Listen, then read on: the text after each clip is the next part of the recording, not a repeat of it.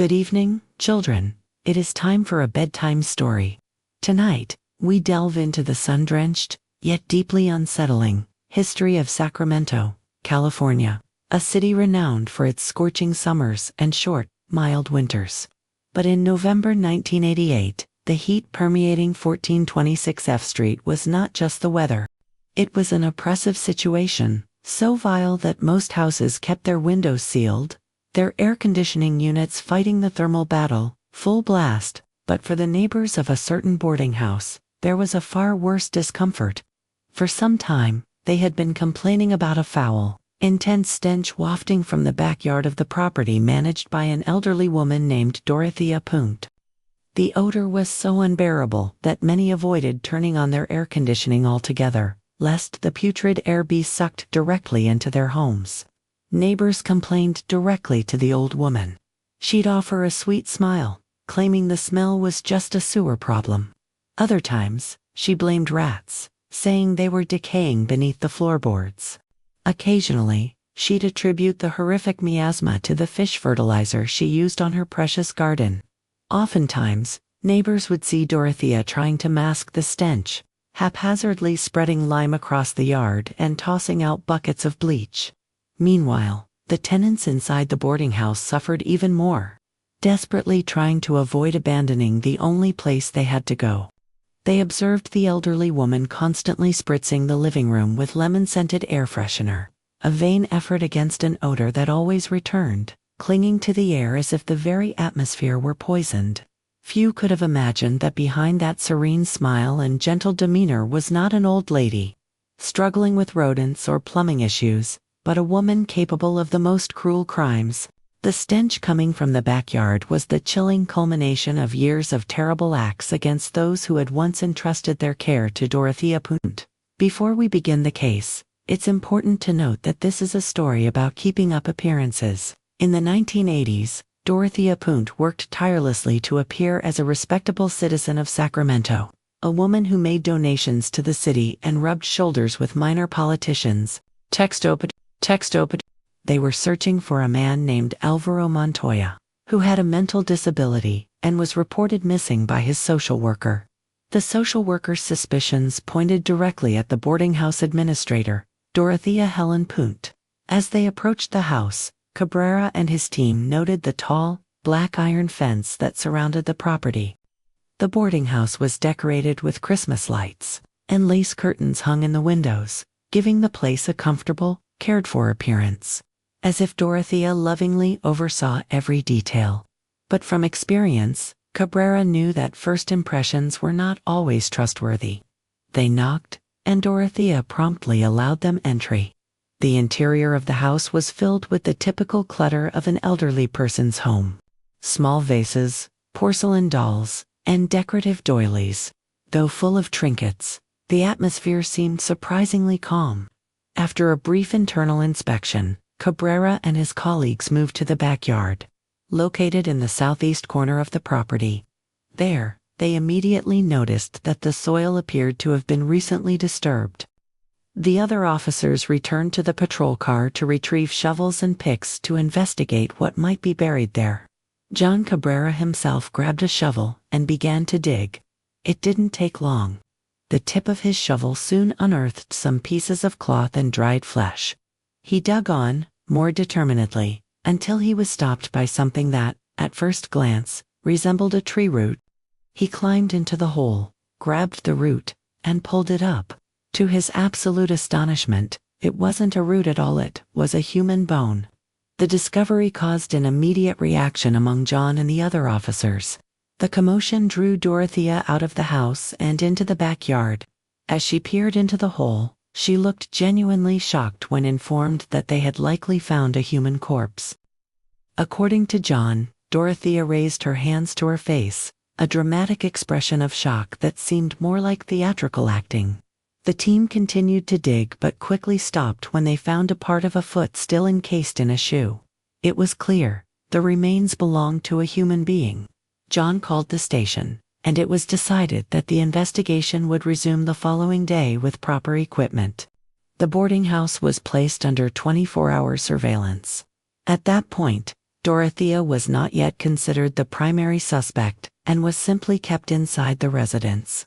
The next morning, a Saturday, a team of forensic anthropologists from Sacramento, accompanied by the medical examiner's office and a county forensic team, arrived at the boarding house with heavy machinery. Since part of the excavation had been completed the day before, the rest of the cadaver was quickly uncovered. It appeared to belong to an elderly woman, as white hair was still attached to the decomposed remains. As the excavation continued, reporters from the Los Angeles Times and other newspapers began to swarm the property. Teenagers and neighbors climbed trees in nearby backyards to watch the police work from a distance. The massive police presence caused an uproar. But the mood became even grimmer when the first newly interred body was fully unearthed. The crowd watching from afar took on a sinister, chilling atmosphere. Dorothea Punt, an elderly woman in her late 50s, was quickly becoming the focal point of the entire story. Despite still being at the boarding house at that moment, the journalists were beginning to suspect her. However, investigators still lacked any concrete evidence directly linking the woman to the bodies. Then, on the second day of excavations, Dorothea asked John Cabrera for permission to go to the nearby Clarion Hotel for a cup of coffee. She wore a striking cherry-red overcoat, purple shoes, and carried a pink umbrella.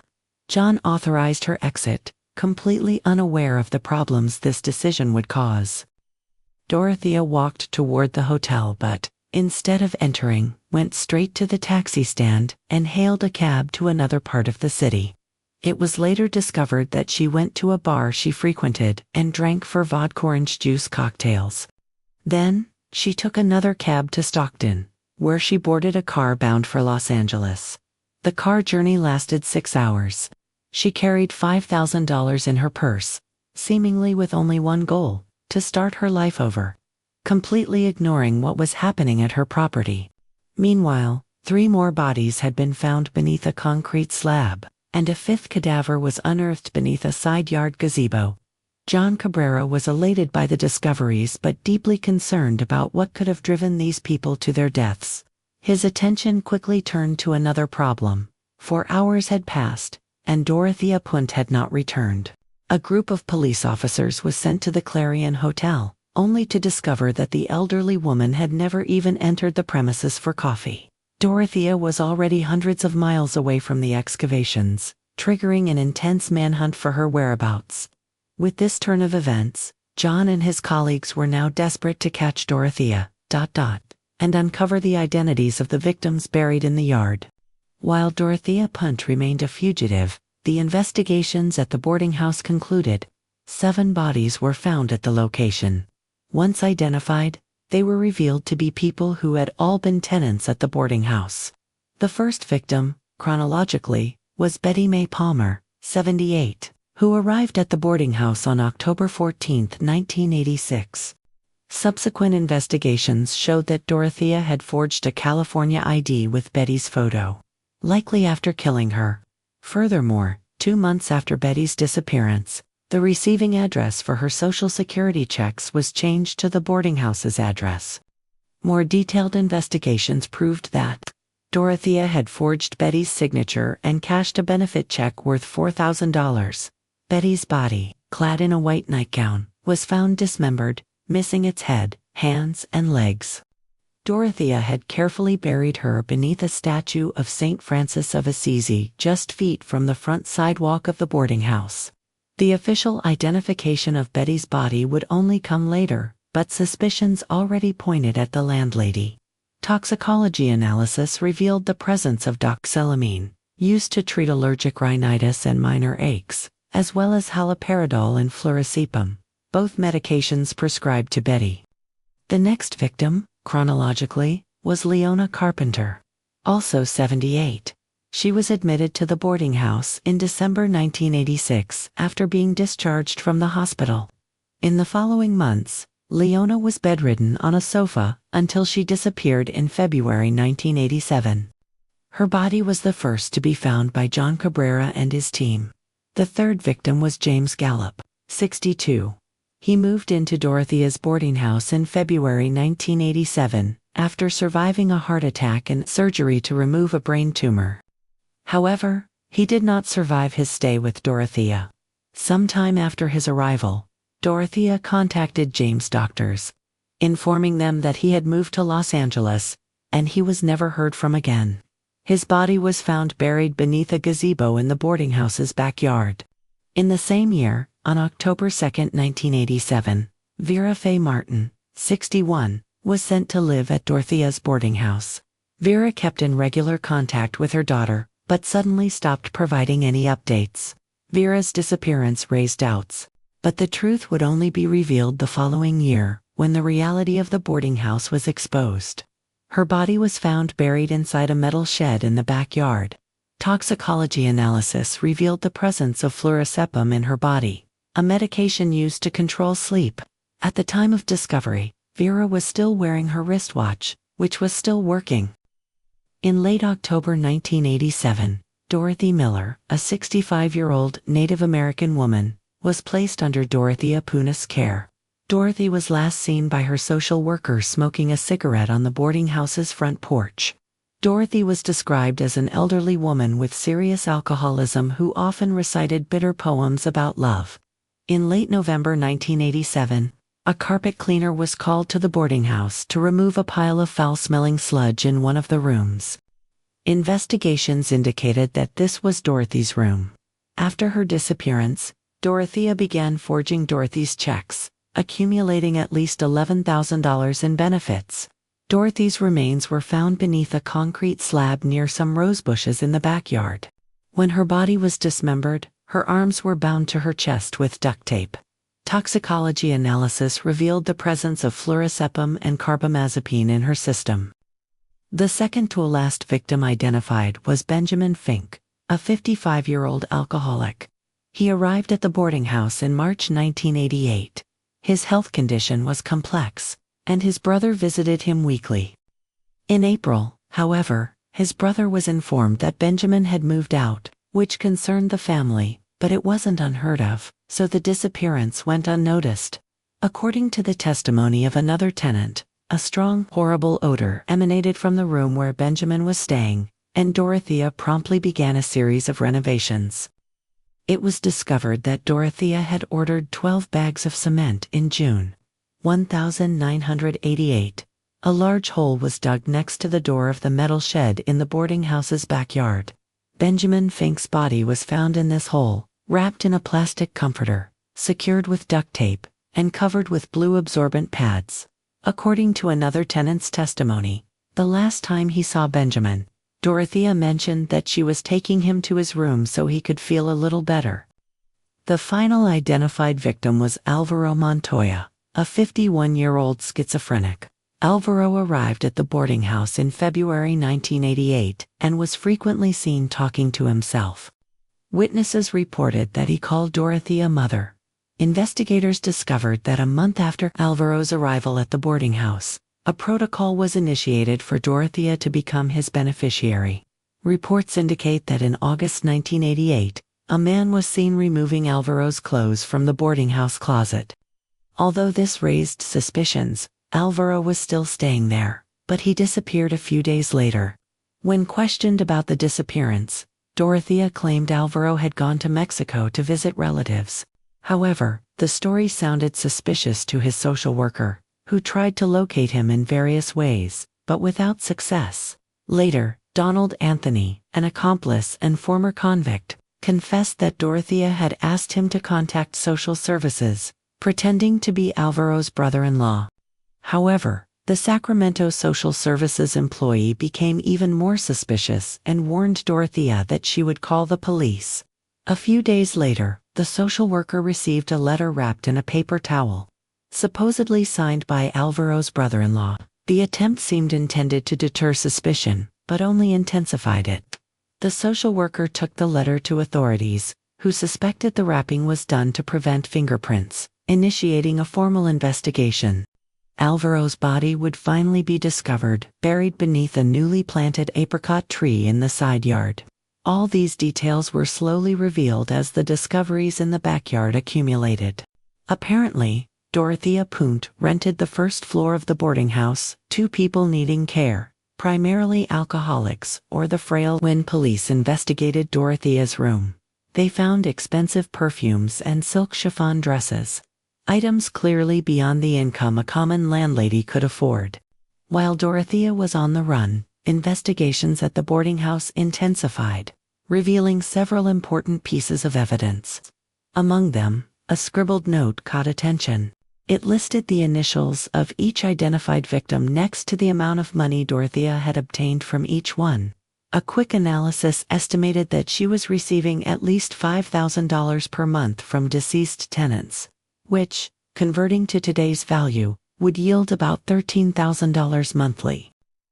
Investigators also learned from the living tenants that Dorothea maintained strict discipline at the boarding house.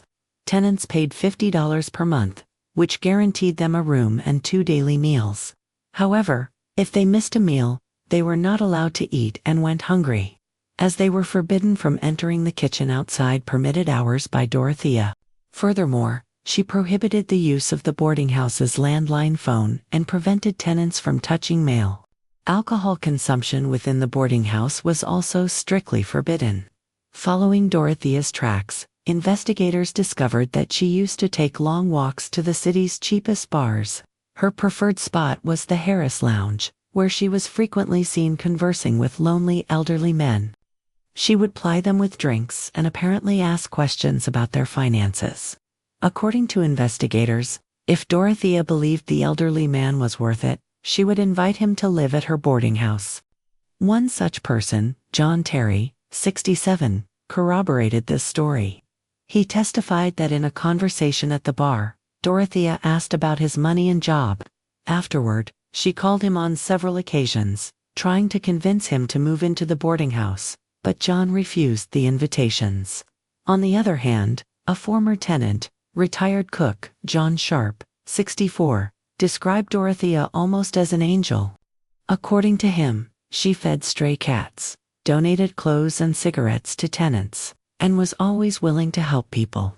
Dorothea was known in the region for her kindness, and was well regarded, especially by older men and local politicians. Curiously, it was discovered that during Christmas, Dorothea used to share meat with her neighbors. This raised the suspicion that the meat might have been human. But this fact was never confirmed and was likely just common animal meat. Another friend of Dorothea's, taxi driver Pat Casey, 54, stated in an interview that she was a good friend. However, he also didn't deny that he frequently drove her to buy cement, plants, and fertilizers, or dropped her off at Sacramento bars. Through Pat, investigators discovered that Dorothea lied about her age. She had told him her documents indicated she was 60, but she was actually in her 71s. Furthermore, it seemed that Dorothea was funding plastic surgeries with the money she obtained from her victims. According to Pat, Dorothea was a pleasant and quite intelligent woman.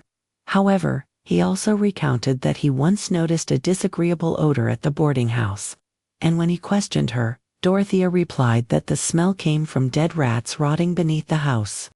While Dorothea was still a fugitive with no clues to her whereabouts, the police decided to delve deeper into her life. This exploration led them to an even more macabre discovery. From the beginning of the investigations, the Sacramento police began tracing a criminal profile of Dorothea Punt.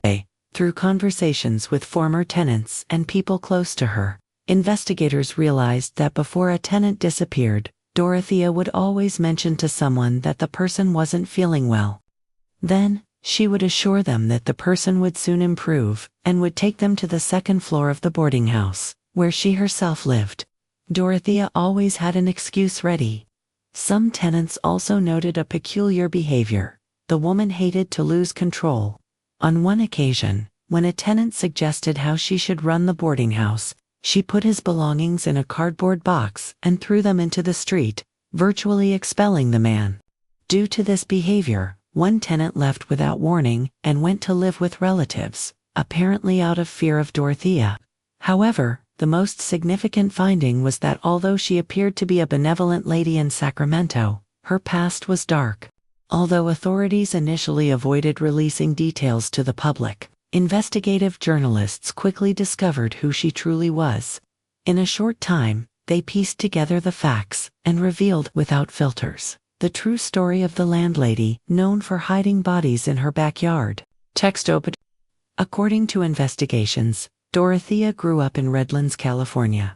Her mother, Trudy May, had about 18 children, and although Dorothea often claimed to be the youngest, journalists discovered that she was actually the sixth child. Her father, Jesse James Gray, was a troubled alcoholic man. During his drunken moments, he would threaten to kill himself in front of his children. Jesse died of tuberculosis when Dorothea was just 8 years old, and, a year later, her mother died in a motorcycle accident. With the loss of her parents, Dorothea and her siblings were sent to an orphanage, where she would later report having suffered sexual abuse. According to the journalists' investigations, Dorothea went through several homes throughout her childhood. With the help of census records, it was discovered that at age 13, Dorothea lived with a family in Napa, California.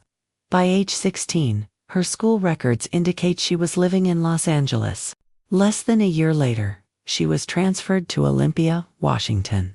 During the summer of 1945, in Olympia, Dorothea was known to those closest to her as Cherry. She worked at a milkshake shop and lived in a motel room with a friend, where they also worked as sex workers. Still at age 16 that same year, Dorothea met Fred McFall, a 22-year-old soldier who had just returned from the Philippines after serving in World War II. In an interview, Fred reported that at that time, Dorothea knew she was beautiful and knew how to make money whenever she wanted. A few months later, the two married in Reno, Nevada. Curiously, at the time of the wedding, Dorothea claimed to be 30 years old and named Sharon Rill, information that was officially recorded despite being a lie. It was the first time Fred noticed Dorothea's compulsive lying behavior. This became more evident when she started spending all the couple's money on expensive clothes and inventing stories about her past to seem more interesting. Some sources close to her mentioned that Dorothea used to claim she had participated in the Bataan Death March, one of the most terrifying episodes of World War II, in which American and Filipino prisoners were forced to march for several kilometers to the O'Donnell prison camp in Tarlac province. The inhumane conditions, weather and malaria caused the deaths of 650 Americans and 10,000 Filipinos before they reached the camp. Furthermore, Dorothea claimed to have survived the bombing of Hiroshima, to be the sister of a Swedish ambassador, and intimate friend of actress Rita Hayworth. These extravagant lies were met with skepticism by her social circle. Between 1946 and 1948, Dorothea and Fred lived in Gardnerville, Nevada, where they had 2 daughters. Shortly after the birth of the second daughter, Dorothea traveled to Los Angeles and became pregnant again. But this time, she chose to have an abortion. One of her daughters was placed under the care of Fred's mother, while the other was put up for adoption. In 1948, Dorothea was arrested for stealing checks from an acquaintance, which she used to buy a hat, a purse, stockings, and shoes. Upon arrest, she pleaded guilty and was sentenced to 4 months in prison. During this period, Fred left her. Dorothea was later released on parole for 3 years but soon fled the city. Then, in mid-1952, she married Axel Johansson, a merchant sailor. The marriage was marked by arguments, mainly because Dorothea assumed the identity of Tea Singola Neard, a Muslim woman with supposed Egyptian and Israeli ancestry.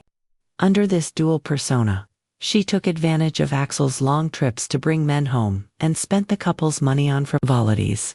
In 1960, Sacramento police arrested Dorothea for operating an accounting firm that was actually a front for a brothel.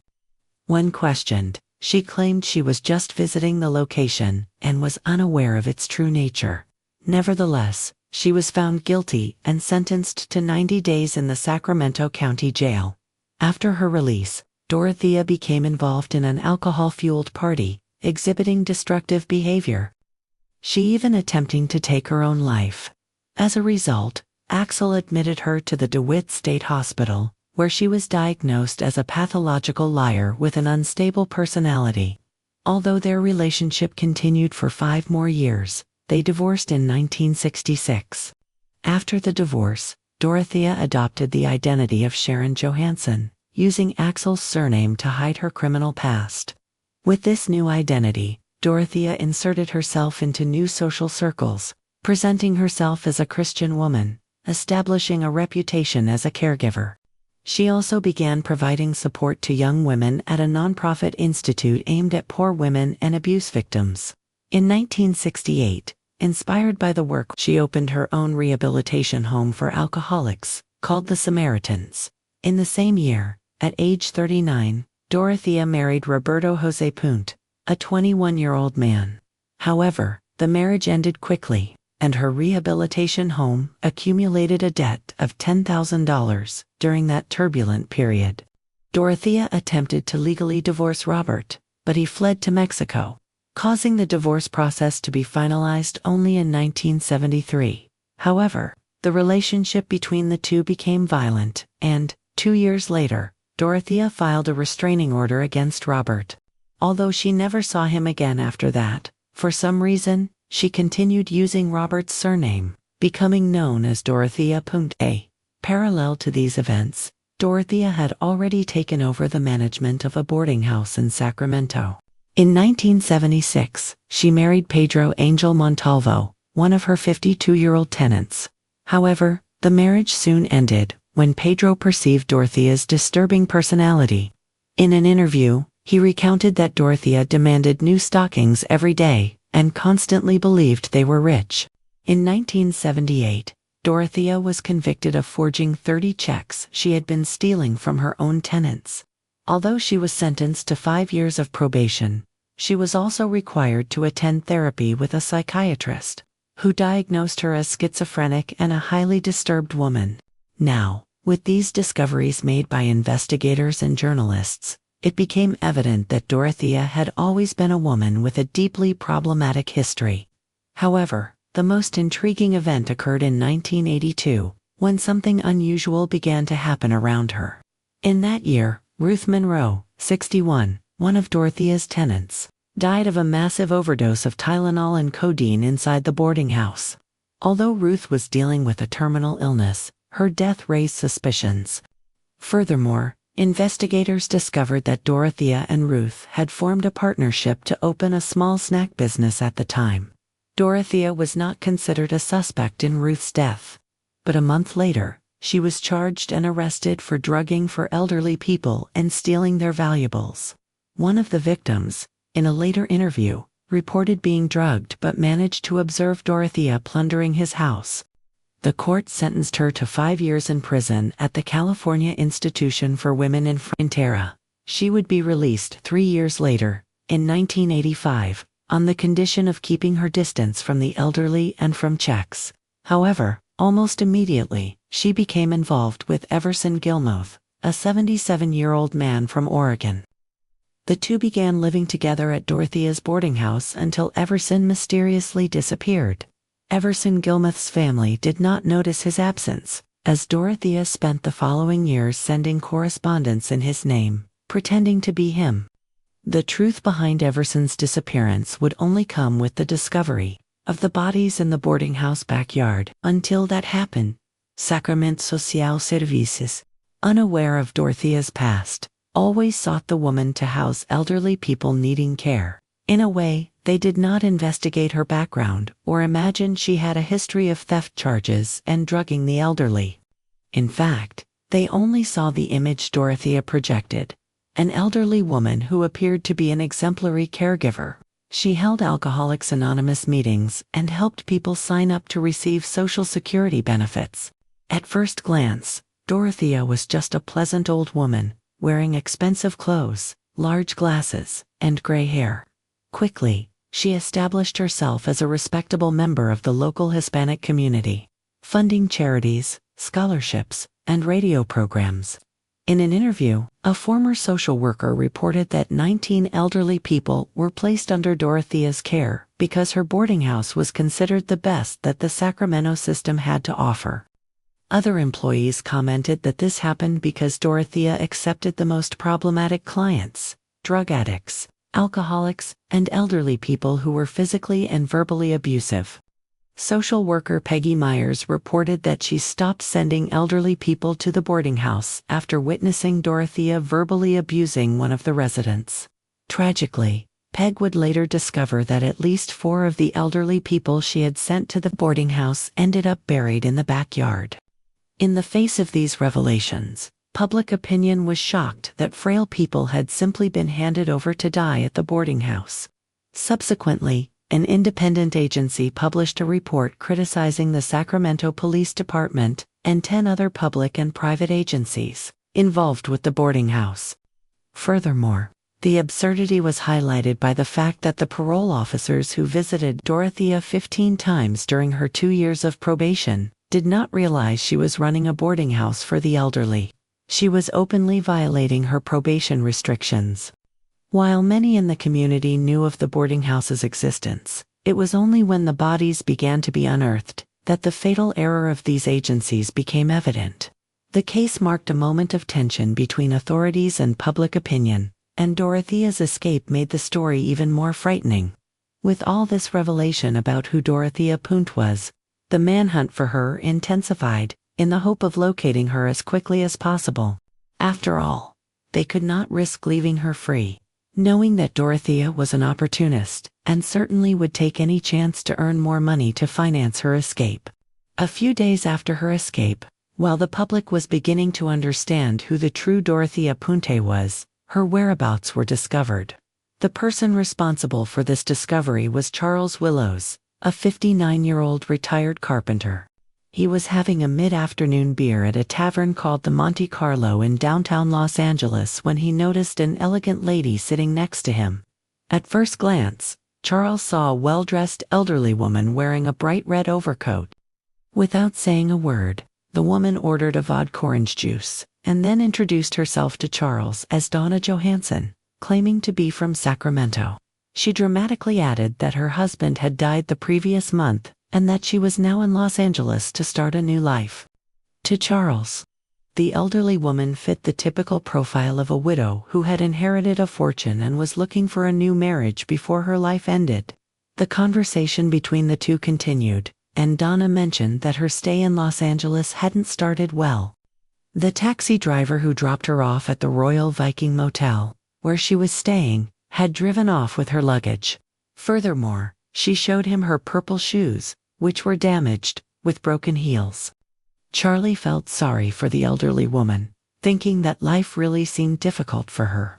Almost immediately, he took the shoes to a cobbler across the street to have them fixed. Upon returning to the tavern, Donna Johansson asked a curious question: how much did he receive per month from Social Security? Charles replied, saying he received about $576 per month. But he found it strange when the elderly woman suggested they should live together, mentioning that she was a good cook. According to her, they were both lonely souls and could keep each other company. From that moment on, Charles found the invitation peculiar, but did not pursue the offer. Amidst a sip of beer, he replied that he already had everything he needed in his life. The two then went to a diner, where they spent a few more hours together until the night fell and they said goodbye, promising to meet the next day for shopping. When Charles arrived at his apartment, he turned on the television and watched the news reporting the macabre discoveries in Dorothea Punt's boarding house backyard in Sacramento. That left him deeply disturbed, as the elderly woman he had just met was identical to Dorothea. Charles quickly concluded that he had passed the day next to a fugitive suspected of being a murderer. Unsure what to do, Charles called a local TV station, which immediately contacted the police upon hearing his story. In his first interview, Charles expressed gratitude for not having gotten more deeply involved with Dorothea. Meanwhile, the Los Angeles police surrounded the Royal Viking Motel and arrested Dorothea. During the flight back to Sacramento, accompanied by authorities, Dorothea claimed she hadn't killed anyone. However, when confronted with the information that investigators knew about the checks cashed and the names of the deceased, she simply concluded by saying that a long time before all that happened, she used to be a good person. With that, in November 1988, Sacramento investigators interrogated her intensely, hoping to secure a confession of guilt. Although they obtained a lot of information, Dorothea remained firm in her refusal to confess to the crimes. "What am I supposed to think after everything that's happened? And you see it happen multiple times. And now all of a sudden, I find a body in your backyard. I don't know anything. I didn't even see the body. Can that be true? That's why I'm asking you. I'm appealing to you, Dorothea." "Sir, I don't know anything. I'm going to ask you again now. There's another body in your backyard." "No, I didn't even know there was a body there." The following month, authorities managed to identify a body that had been found 2 years earlier by a fisherman in the Sacramento River. The cadaver was inside a plywood coffin and belonged to Everson Gilmoth, 77. The body was wrapped in several plastic bags and covered with a sheet secured by electrical tape. Also, found were mothballs and blue toilet deodorant inside the coffin. Investigations revealed that before disappearing, Everson lived at Dorothea Putin's boarding house, making her the prime suspect in the case. During the process, it was discovered that Dorothea had hired a handyman, Ismael Carrasco Flores, to build the box that would later be used to store Everson's body. After finishing the box, Dorothea paid Ismael $800 and gave him the victim's vehicle. Ismael apparently did not know he had built a coffin and did not suspect the origin of the car. In his testimony, he stated that Dorothea hired him again to dispose of the box, which was sealed and nailed shut. Ismael agreed to the request, driving for about an hour to a remote area and dumping the box into the Sacramento River. The prosecution decided not to charge him with complicity as long as he testified against Dorothea. Finally, on March 31, 1989, Dorothea Punt was brought to the Sacramento Municipal Court for the first time. She wore a blue dress and a pearl necklace. In a cold manner, she pleaded not guilty to the 9 murder charges. This declaration ensured there would be a trial, and the prosecution would seek the most severe penalty possible. However, it would take a long 4 years for all the evidence to be analyzed and filed. The trial was officially scheduled for February 1993, but due to the enormous publicity the case had generated in Sacramento, the judge decided to transfer the trial to Monterey, California. During the trial, prosecutor John O'Mara presented Dorothea as a greedy, predatory serial killer who had murdered her tenants to steal their government checks. Dorothea, according to the accusation, was calculating and targeted people without concerned relatives, friends, or family people whose deaths would not raise suspicion or questions. On the other hand, the 2 defense attorneys, Peter Vlotten and Kevin Klimo, argued that the tenants died of natural causes. They explained that Dorothea avoided calling paramedics not to cover up murders, but because she did not want to draw attention to herself, as she was operating the boarding house in violation of her probation. In the defense statement, the lawyers portrayed Dorothea as an elderly woman with a benevolent soul, who cared for people rejected by society, those with nowhere else to go.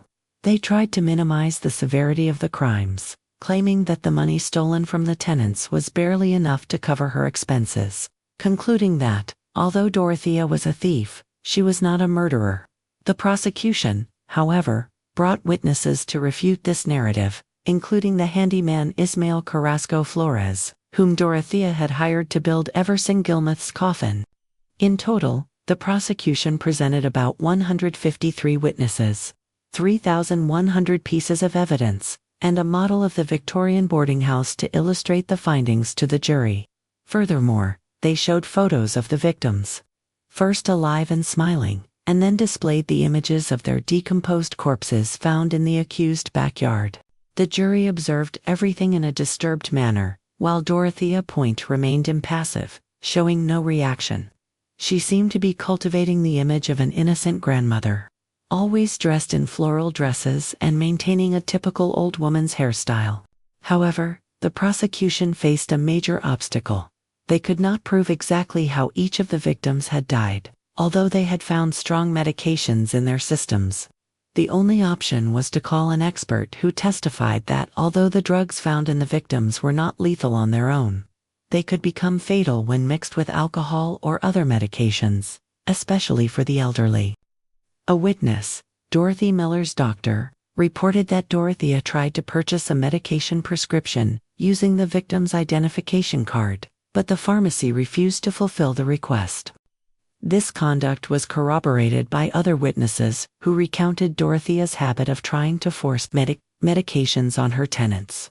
A witness named Carol Durning reinforced these claims, saying that victim James Gallup confided in her that Dorothea was giving him drugs that made him sleep for long periods. An employee at the Sacramento Detox Center also testified that Alvaro Montoya, one of the victims, reported that Dorothea had been giving him a bitter, uncomfortable medicine. This same employee claimed to have confronted Dorothea, who became furious and threatened to take Alvaro elsewhere if they continued to interfere with his care. The prosecution also brought in a handwriting expert, who stated that Dorothea had forged the signatures of 7 deceased tenants on 60 federal and state checks. These checks were sent directly to her boarding house, yielding her approximately $60,000. However, the prosecution used this information only as support, opting not to charge Dorothea with forgery to avoid complicating the case for the jury.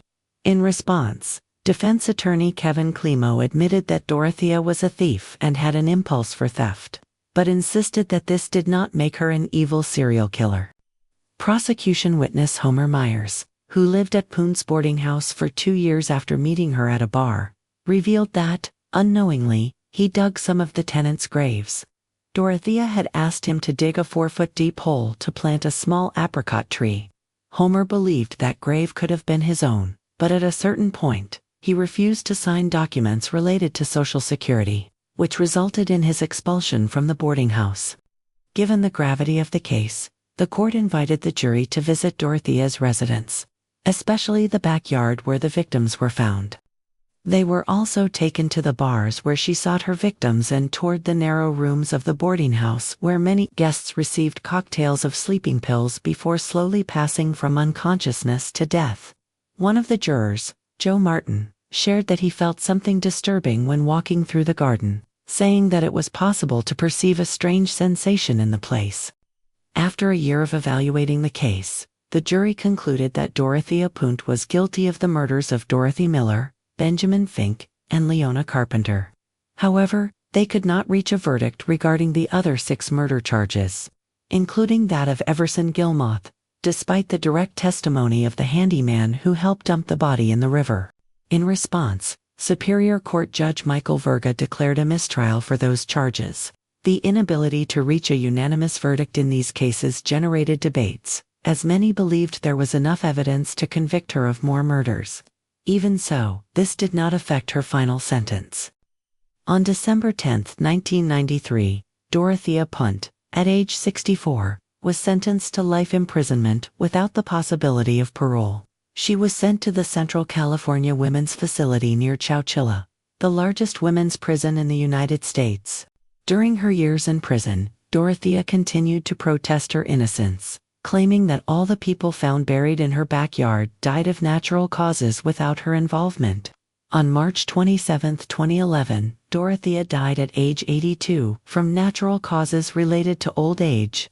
Today, Dorothea Punt is considered one of the deadliest female serial killers, and although she was not convicted in all cases, the Sacramento police continue to consider her the prime suspect in each one. It is estimated that the number of victims may range between 9 and 15. All vulnerable people who once trusted the adorable grandmother of death. Sleep tight, and may your dreams be free of foul odors. Until the midnight hour returns.